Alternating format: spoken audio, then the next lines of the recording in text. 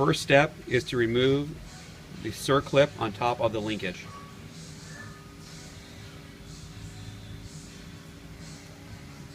Now remove the washer and gently pull up on the entire linkage assembly.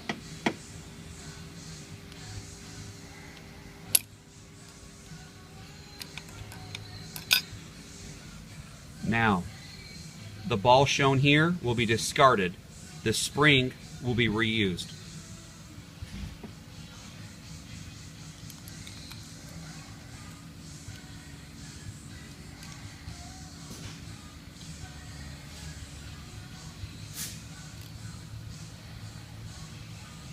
Now install the new spring and bullet into the cavity.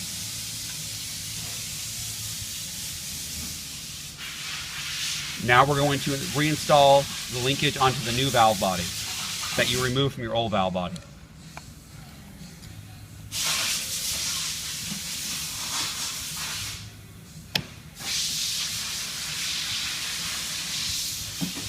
Make sure that you line up your rooster comb big slot with the bullet, which you're going to press in with the flathead screwdriver, and then make sure that down here your lever arm is aligned with this slot in the manual valve.